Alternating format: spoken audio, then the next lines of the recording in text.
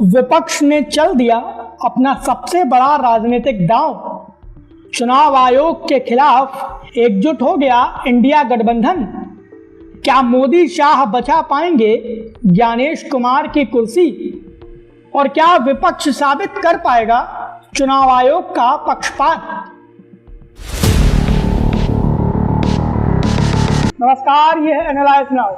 मैं हूं कृष्णा वाजपेयी और आज हम बात करेंगे देश के मुख्य चुनाव आयुक्त पर, क्योंकि उनकी कुर्सी पर खतरे के बादल मंडराने लगे हैं।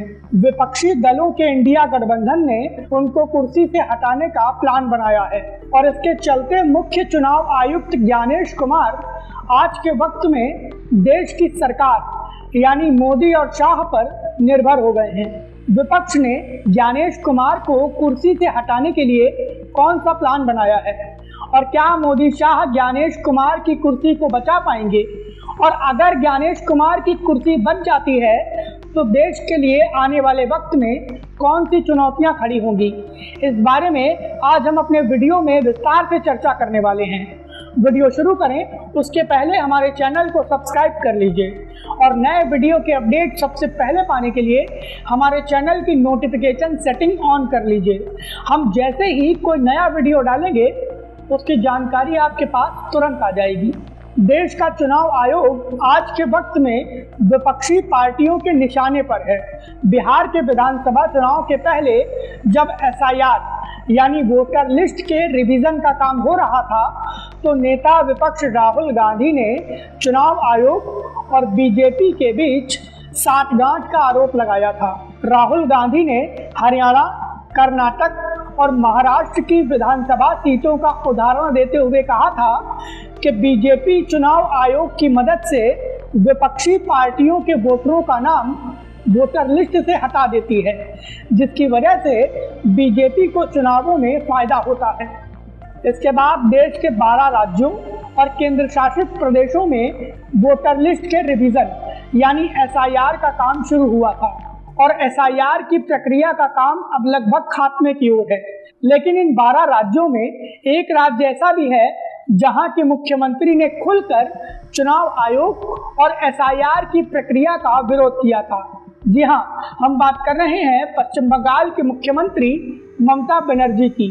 ममता बनर्जी की आक्रामकता की वजह यह भी है कि पश्चिम बंगाल में सबसे पहले विधानसभा के चुनाव होने हैं और चुनाव में बीजेपी और टीएमसी के बीच इस बार कांटे की टक्कर होने की संभावना है। यूपी में अखिलेश, बिहार में तेजस्वी यादव, तमिलनाडु में एमके स्टालिन और केरल में पिनराई विजयन सभी राजनीतिक पार्टियों और विपक्षी दलों के मुख्यमंत्रियों के निशाने पर चुनाव आयोग और मुख्य चुनाव आयुक्त ज्ञानेश कुमार हैं। और अब विपक्षी दलों ने मुख्य चुनाव आयुक्त की कुर्सी से ज्ञानेश कुमार को हटाने का एक नया प्लान बनाया है। कांग्रेस समेत तमाम विपक्षी दलों को यही लगता है कि अगर ज्ञानेश कुमार कुर्सी से हट जाएंगे तो शायद देश में चुनावी प्रक्रिया थोड़ी बेहतर हो जाएगी।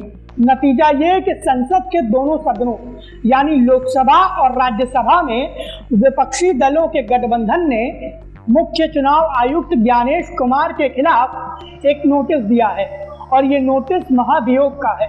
सूत्रों के मुताबिक लोकसभा के करीब 130 और राज्यसभा के 63 विपक्षी सांसदों ने ज्ञानेश कुमार के खिलाफ महाभियोग का नोटिस दिया है और ज्ञानेश कुमार को मुख्य चुनाव आयुक्त के पद से हटाने की तैयारी कर ली है। खास बात यह भी है कि मुख्य चुनाव आयुक्त ज्ञानेश कुमार के खिलाफ महाभियोग लाने के पीछे पूरी प्लानिंग टीएमसी की है, क्योंकि बंगाल में एसआईआर का काम हो रहा है और एसआईआर के काम की वजह से ममता सरकार की काफ़ी किरकिरी हुई है। सुप्रीम कोर्ट ने भी एसआईआर की प्रक्रिया में गलतियों को लेकर ममता सरकार को काफ़ी फटकार लगाई है।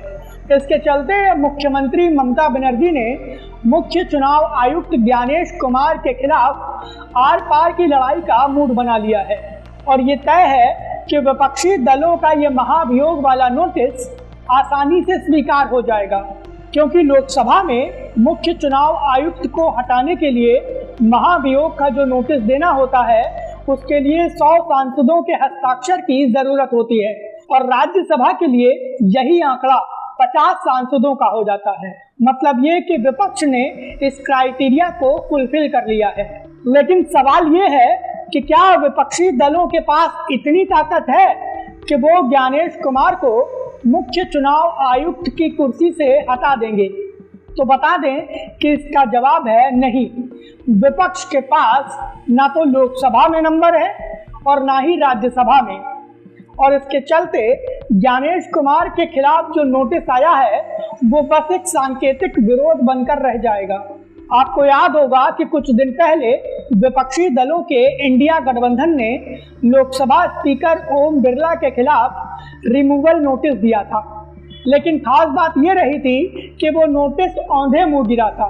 लोकसभा स्पीकर ओम बिरला के खिलाफ विपक्षी सांसदों का विरोध केवल सांकेतिक रह गया था, लेकिन मुख्य चुनाव आयुक्त के खिलाफ जो नोटिस आया है वो केवल सांकेतिक नहीं है, क्योंकि ये सच है कि सरकार के पास पूर्ण बहुमत है और वो आसानी से ज्ञानेश कुमार की कुर्सी को बचा लेगी।